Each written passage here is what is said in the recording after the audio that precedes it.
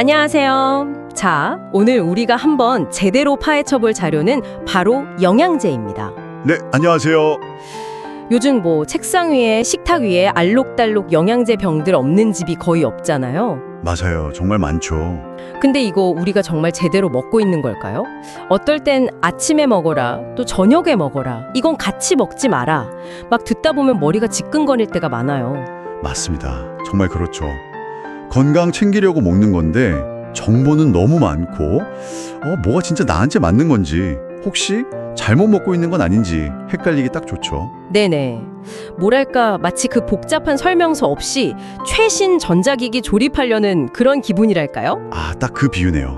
오늘 저희는 여러분이 보내주신 여러 자료들을 꼼꼼하게 훑어보면서 이 영양제 미로 속에서 길을 좀 찾아드리려고 합니다. 네, 좋습니다. 오늘 저희의 미션, 영양제 복용의 최적 시간표를 짜보는 거고요. 네. 또 영양제계의 환상의 짝꿍과 왼수 같은 조합을 좀 가려내서 여러분의 그 소중한 영양제가 정말 제값을 다하도록 돕는 겁니다. 그렇죠. 이왕 먹는 거 효과 봐야죠. 일종의 영양제 활용 극대화 전략 가이드, 이렇게 볼 수 있겠네요. 자, 그럼 본격적으로 시작해 볼까요? 네, 좋습니다. 먼저 제일 궁금한 거요. 왜 영양제마다 먹는 시간이 다르다고 하는 건가요? 솔직히 저 바쁜 아침에 그냥 한 움큼 입에 탁 털어놓고 끝내면 안 되나 싶기도 하거든요. 하하, 그 마음 왜 모르겠어요. 저도 바쁠 땐 그렇게 하고 싶을 때가 있는데요. 그렇죠. 근데 우리 몸이 생각보다 꽤 섬세하답니다. 가장 큰 이유는 바로 흡수율과 효과, 이것 때문이에요. 흡수율이란 효과? 네, 우리 몸의 소화 시스템이나 에너지 대사 리듬 이런 거에 딱 맞춰 먹었을 때 영양소가 제 기능을 발휘하기가 훨씬 쉽거든요. 마치 특정 시간에 특정 채널을 틀어야 내가 보고 싶은 방송을 딱 볼 수 있는 거랑 비슷하다고 할까요? 아하, 몸에도 일종의 피크타임 같은 게 있군요. 그렇죠. 그리고 또 위산 분비량이나 음식물이 있냐 없냐에 따라서도 흡수율이 크게 달라지기도 하고요. 그렇군요.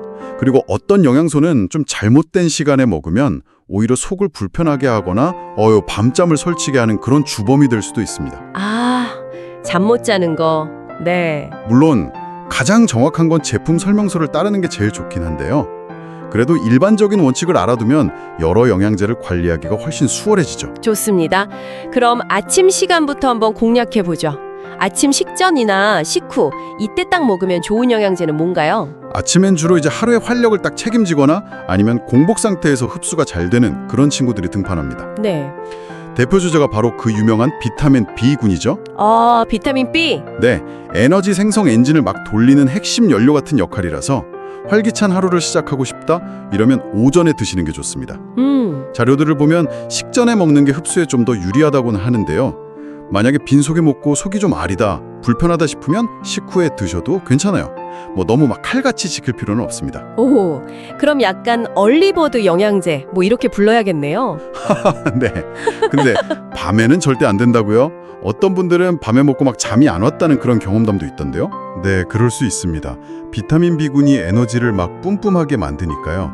저녁 늦게 섭취하면 교감신경이 활성화돼서 뇌가 아직 일할 시간인가? 하고 착각할 수가 있어요. 마치 자기 전에 커피 마시는 거랑 좀 비슷하다고 생각하시면 돼요. 그렇군요. 숙면을 위해서는 피해야겠네요. 네, 그래서 저녁 섭취는 피하는 게 상책입니다. 그리고 또 철분제. 이 친구도 아침 공복을 좀 선호하는 경우가 많아요. 철분? 네, 다른 음식물에 방해 없이 흡수될 가능성이 높기 때문이죠. 그런데 이 철분제가 또 위장 자극으로 좀 악명이 높잖아요. 맞아요. 먹고 나면 속이 좀 더부룩하다, 울렁거린다. 이런 분들 꽤 있죠. 진짜 좀 까다로운 친구 같아요. 약간 밀당이 필요한 친구죠. 그래서 만약에 공복 섭취가 너무 힘들다 그러면 무리하지 마시고 그냥 식후에 드시거나 아니면 의사나 약사분하고 상의해서 위장장애가 좀 적은 형태의 철분제로 바꿔보는 것도 방법이에요. 형태도 다른 게 있군요. 네, 이것도 제품마다 권장사항이 다 다르니까 꼭 라벨을 한번 확인해 보세요. 알겠습니다. 철분은 정말 밀당이 필요한 영양제군요. 또 아침에 먹으면 좋은 게 있을까요? 유산균도 흔히 아침 식전에 추천이 많이 되죠. 아, 유산균? 네, 밤새 비어있던 장에 먼저 딱 도달해서 자리를 잡고 또 위산의 공격을 좀 덜 받을 수 있다. 뭐 이런 이유에서인데요. 네. 근데 이것도 뭐 절대적인 건 아니에요. 요즘엔 기술이 좋아서 장까지 살아서 가는 그런 특수 코팅 기술이 적용된 제품도 많거든요. 그래서 식후 복용을 권장하기도 하고요. 아, 기술의 발전이군요. 네. 만약 아침 공복이 좀 부담스럽다 그러면 자료에 따르면 식후나 아니면 잠들기 전도 괜찮은 대안이 될 수 있다고 합니다. 하하, 장 속에 사는 미생물들도 출근 시간이 다 다른가 보네요. 뭐 그런 셈이죠. 마지막으로 홍삼. 이것도 보통 아침 공복 섭취가 흡수에 유리하다고 알려져 있어요. 홍삼이요. 네, 비타민 B군처럼 좀 활력이 필요할 때 오전에 드시면 좋겠죠. 단, 홍삼은 혈압이나 혈당에 영향을 줄 수가 있으니까요. 혹시 관련 약을 드시고 있다면 반드시 전문가와 먼저 상의하셔야 합니다. 이건 정말 중요해요. 네, 꼭 기억해야겠네요. 자, 그럼 점심시간으로 한번 넘어가 볼까요? 점심 식후, 이때는 어떤 영양제가 활약할 시간인가요? 점심 식후는 주로 이제 기름진 친구들과 함께 있을 때 시너지가 나는 그런 영양제들의 시간이라고 볼 수 있습니다.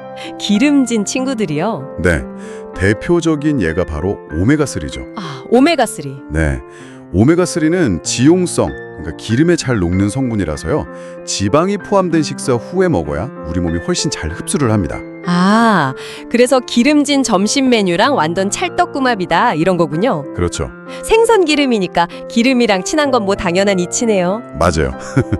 그리고 오메가3 특유의 약간 그 비릿한 향 때문에 밤에 먹고 나서 속쓰림이나 뭐 생선 트림 같은 거 올라와서 불편하다 이런 분들이 가끔 계시는데요. 네네, 있어요.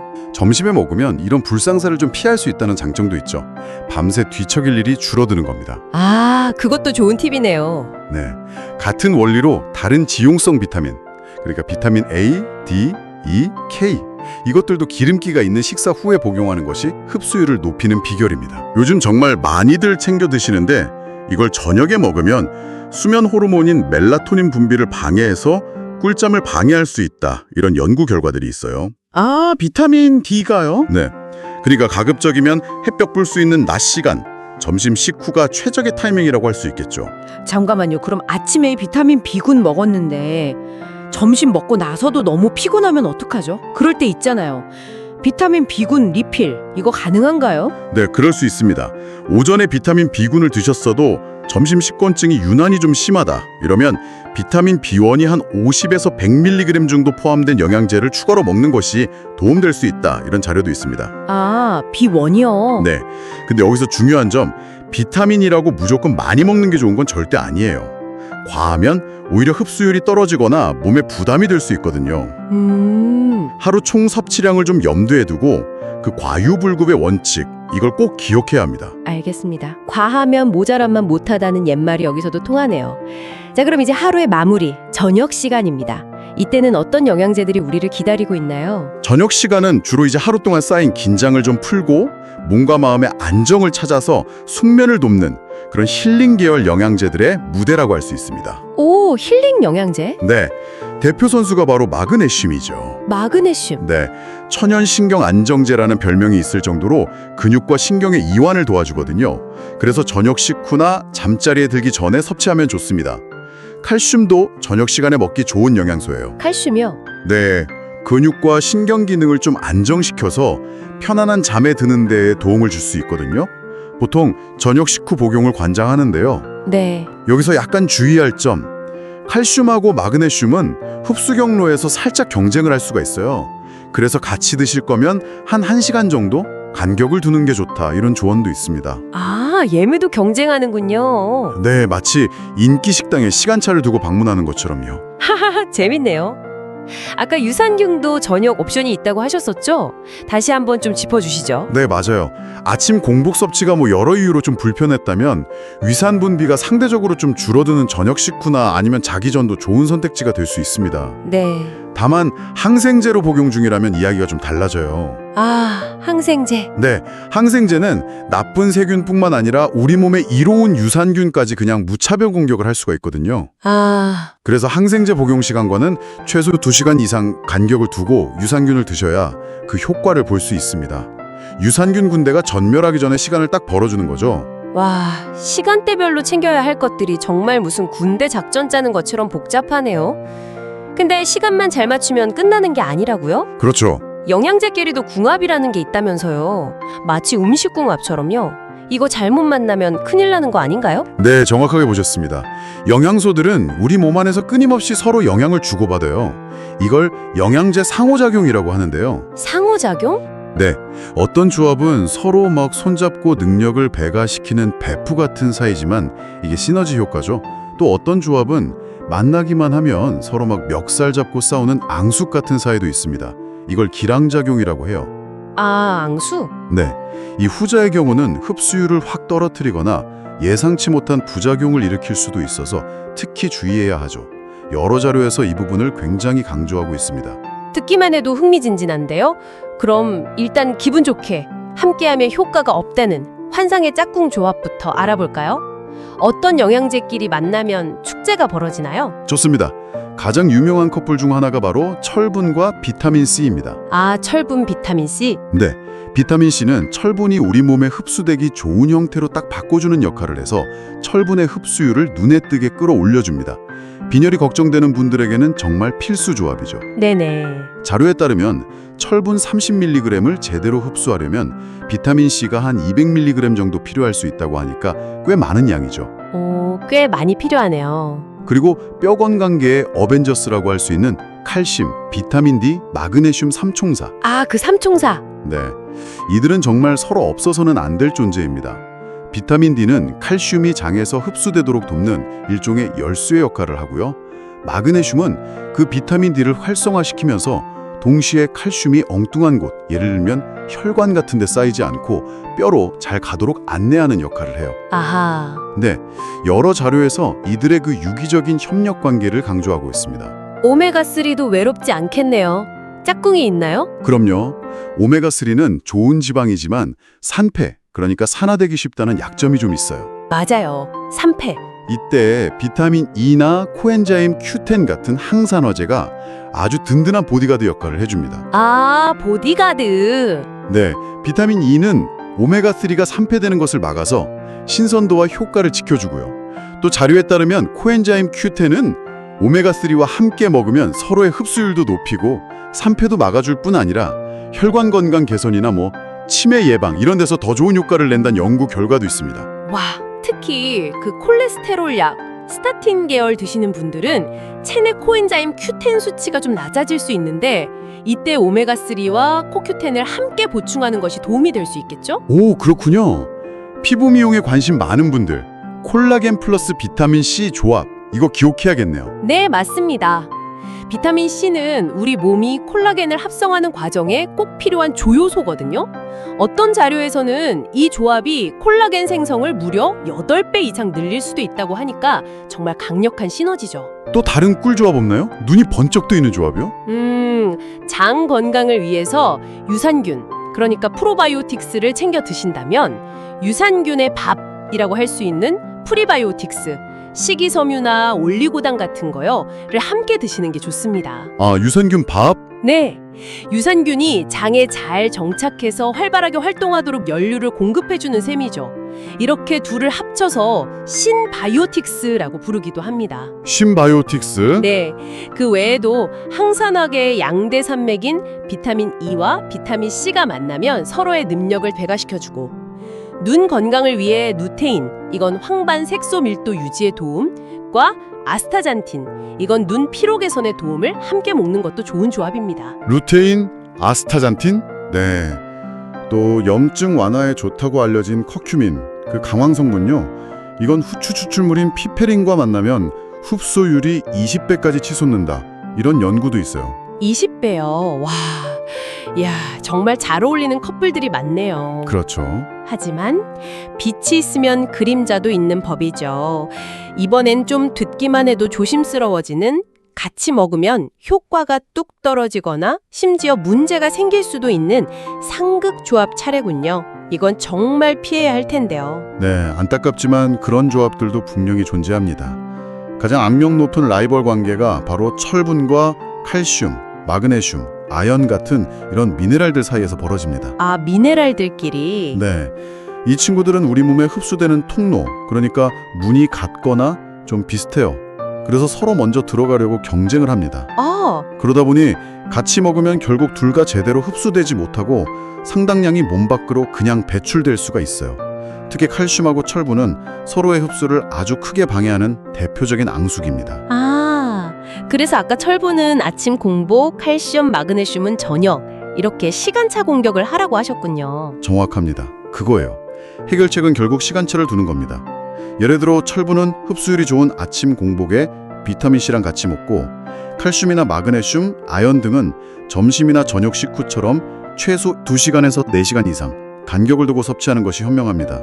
미네랄계의 교통정리가 꼭 필요한 거죠. 교통정리, 네. 칼슘은 또 스피룰리나나 클로렐라 같은 해조류 영양제랑 같이 먹어도 흡수에 방해를 받을 수 있다는 점도 참고하시고요. 아, 그렇군요. 아까 유산균 얘기할 때 살짝 나왔지만 고용량 비타민C, 보통 1000mg 이상을 말했는데요. 이건 그 자체의 강한 산성 때문에 좀 섬세한 유산균을 죽일 수가 있어요. 아, 그래서 유산균은 위산이 적은 공복에 먹고 고용량 비타민C는 위산을 좀 중화시켜줄 식사 후에 먹는 식으로 시간 간격을 두는 것이 좋습니다. 항생제와 유산균도 상극이라고 하셨고요. 이건 정말 중요할 것 같아요. 네, 이건 정말 중요합니다. 항생제는 질병의 원인균을 잡는 아주 강력한 무기지만 아군과 적군을 가리지 않고 우리 몸에 좋은 유익균인 유산균까지 공격할 수 있거든요. 아, 무차별 공격이군요. 네. 따라서 항생제 복용 기간 중에는 항생제를 먹고 나서 최소 2시간 이상 지난 후에 유산균을 섭취해야 그 효과를 기대할 수 있습니다. 요즘 많이 드시는 종합 비타민도 약간의 함정이 있을 수 있어요. 종합 비타민에 이미 칼슘이나 마그네슘이 꽤 들어있다면 빈혈 때문에 따로 철분제를 더 챙겨 먹을 때 그 철분 흡수가 방해받을 수 있습니다. 아, 종합 비타민 속 미네랄 때문에. 그렇죠. 또 종합 비타민이랑 항산화제를 별도로 같이 먹으면 지용성 비타민, 그러니까 A, D, E, K를 과다 복용할 위험도 있고요. 마찬가지로 종합 비타민을 먹으면서 고용량 비타민 C까지 추가하면 비타민 C 과다 섭취 문제가 생길 수도 있죠. 잠깐만요. 아까 비타민 D와 칼슘은 뼈 건강 삼총사의 일원으로 좋은 조합이라고 하셨는데 이것도 문제가 될 수 있다는 건가요? 제가 뭘 잘못 들었나요? 아니요. 잘 들으셨어요. 좋은 질문입니다. 적정량을 지킬 때는 정말 환상의 궁합인데요. 근데 둘 다 너무 과하게 섭취하면 혈액 속 칼슘 농도가 비정상적으로 고칼슘 혈증이라는 좀 위험한 상태를 유발할 수 있습니다. 고칼슘 혈증. 뭐든지 과하면 탈이 나는 법이죠. 영양제도 마찬가지입니다. 꼭 권장량을 확인하고 지키는 것이 중요합니다. 네, 명심하겠습니다. 혈액과 관련된 주의사항이 또 있어요. 오메가3는 혈액을 좀 맑게 하는 효과가 있는데 아스피린이나 와파린 같은 혈액 응고 억제제 역시 피를 묽게 만들거든요. 그렇죠. 이 둘을 함께 복용하면 지혈이 잘 안 되는 등 출혈 위험이 커질 수 있으므로 이런 약을 복용 중이라면 반드시 의사나 약사와 상의 후에 오메가3 섭취 여부를 결정해야 합니다. 이건 정말 중요해요. 네, 꼭 상의해야겠네요. 또한 오메가3는 같은 불포화 지방산이지만 오메가6 계열인 감마리놀렌산, 달맞이꽃 종자유 같은 거요. 함께 먹으면 오메가3의 효과가 다소 감소할 수 있다. 이런 연구 결과도 있습니다. 아, 그래요? 네. 아까부터 들어보니까 철분이 유독 주의사항이 많은 것 같네요. 미네랄 말고 또 철분과 사이가 안 좋은 게 있나요? 이 친구 정말 친구 사귀기 힘든 스타일인가 봐요. 네. 철분은 정말 친구 사귀기가 좀 까다로운 영양소인 것 같습니다. 녹차, 홍차, 커피, 와인 이런 데 풍부한 타닌 성분이나 카페인과도 상극이에요. 아, 커피. 네. 이 성분들이 철분과 딱 달라붙어서 흡수를 방해하는데요. 어떤 자료에 따르면 식사 중이나 직후에 마시는 커피 한 잔이 철분 흡수를 최대 90%까지 감소시킬 수 있다고 하니 정말 어마어마하죠. 90%요? 헉. 그럼 철분제 먹고 바로 커피 마시는 건 거의 뭐랄까 돈을 그냥 버리는 거나 마찬가지네요? 뭐 그렇게 볼 수도 있죠. 효과가 거의 없어지는 거니까요. 따라서 철분제를 드신다면 커피나 차는 최소 1시간에서 2시간 정도 간격을 두고 마시는 것이 좋습니다. 네. 또 철분이나 마그네슘은 골다공증 약의 흡수율을 떨어뜨릴 수도 있으니 함께 복용해야 한다면 역시 시간차를 두는 것이 중요하고요. 골다공증 약까지. 네. 마지막으로 어쩌면 이게 가장 중요할 수 있는 부분인데요. 바로 복용 중인 약과의 상호작용입니다. 아, 약. 네, 영양제도 결국 우리 몸에 들어가서 작용하는 성분이기 때문에 특정 약물과 만났을 때 약효를 너무 강하게 만들거나 반대로 약효를 떨어뜨리는 등 예상치 못한 문제를 일으킬 수 있습니다. 예를 들면 어떤 것들이 있을까요? 좀 구체적으로. 네, 몇 가지 예를 들자면요. 일부 고혈압약, 칼륨 보존성 이뇨제 같은 거요.를 복용 중일 때 칼륨 영양제를 추가로 먹거나 아니면 칼륨이 풍부한 음식, 예를 들어 해조류 같은 걸 너무 많이 먹으면 혈중 칼륨 농도가 위험 수준까지 올라가는 고칼륨 혈중이 올 수 있습니다. 아, 위험하네요. 네, 그리고 갱년기 증상 완화에 쓰이는 세인트 존스 워트라는 성분은 일부 부정맥약이나 항우울제의 효과를 감소시킬 수 있고요. 아까 잠깐 언급했듯이 콜레스테롤 약, 스타틴은 코엔자임 Q10 생성을 방해할 수 있고 당뇨약 메트포르민을 오래 복용하면 비타민 B12 흡수가 어려워질 수 있다. 이런 보고도 있습니다. 와, 이건 정말 머리가 하얘지는데요? 솔직히 이걸 다 기억하고 지키는 게 가능할까요? 영양제 먹으려다 스트레스 받아서 병나겠어요, 정말. 충분히 그럴 수 있습니다. 저도 설명하면서 막 정보가 쏟아지니까 정신이 없는데요. 그쵸? 정보의 홍수 속에서 막 허우적대는 기분이 드실 수도 있죠. 그래서 핵심 원칙 몇 가지만 확실하게 기억하는 것이 중요합니다. 네, 핵심 원칙. 첫째, 기본적인 복용 시간대 리듬을 타세요. 아침엔 활력, 비타민 B군, 점심 식후엔 지용성, 오메가3, 비타민 D, 저녁엔 휴식, 마그네슘, 칼슘. 이걸 기본으로 잡으시고요.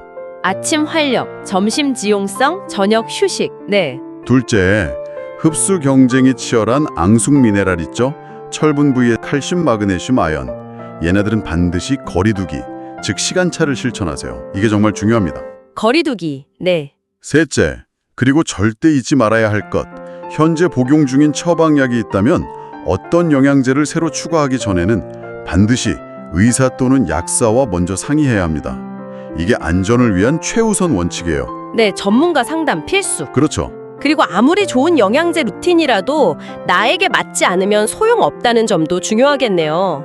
뭐 친구 따라 강남 가듯 영양제를 고르면 절대 안 되겠어요. 정확합니다. 바로 그거예요.